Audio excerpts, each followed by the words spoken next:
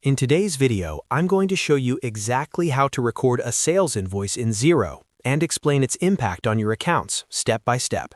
If you're new to Xero or just want to better understand what's happening behind the scenes in your accounting records, this guide will walk you through the full process in a simple and practical way.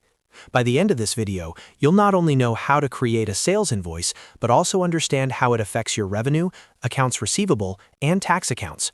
If you find this helpful, make sure to like the video and subscribe to the channel for more clear and practical Xero tutorials. Let's get started. First, log into your Xero account and go to your main dashboard. From the top menu, click on Sales. This is where you manage everything related to customer transactions. From the drop-down options, select Invoices. This will take you to the Sales Invoices screen, where you can see Draft, Awaiting Approval, Awaiting Payment, and Paid Invoices. To create a new sales invoice, click on the New Invoice button. Xero will open up a blank invoice form. Now we'll go through each field carefully. In the To field, start typing the name of your customer, for example, ABC Limited. If the customer already exists in your contacts list, select them from the dropdown. If not, you can quickly create a new contact by typing their name and saving it. Next, enter the date of the invoice. This is important because it determines which accounting period the revenue will be recorded in. Make sure the date reflects when the sale actually took place. Now move to the Description field. Here, clearly describe the goods or services you're providing. For example, you might enter consulting services for February or sale of office equipment. Be specific, as this information appears on the invoice your customer receives.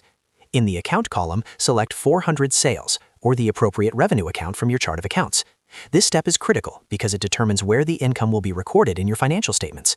By choosing your sales revenue account, you are telling Xero to increase your revenue when this invoice is approved. Next, select the correct tax rate, such as 10% GST or VAT, depending on your country's tax system. When you apply a tax rate, Xero automatically calculates the tax portion and separates it from the net revenue. This ensures your tax liability is recorded correctly.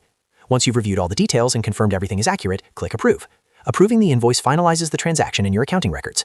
Now let's talk about the impact on your accounts, because this is where understanding accounting really becomes powerful.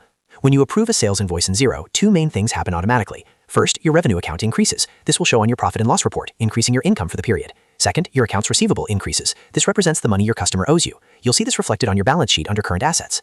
If tax is included, there's a third impact. The tax amount increases your tax payable account. This means you now owe that tax portion to the tax authority when it's due. So even though the customer owes you the full invoice amount, part of that money is not actually yours to keep. It belongs to the government.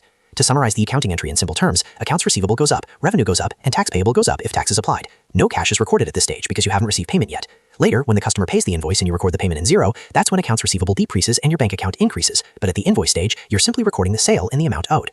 Understanding this flow is extremely important for managing cash flow, tracking outstanding invoices, and ensuring your financial reports are accurate. And that's it. You've now learned how to record a sales invoice in Xero and understand exactly how it impacts your accounts behind the scenes. If this video helped you understand Xero better, make sure to like the video and subscribe to the channel for more step-by-step accounting tutorials. Thanks for watching, and I'll see you in the next one.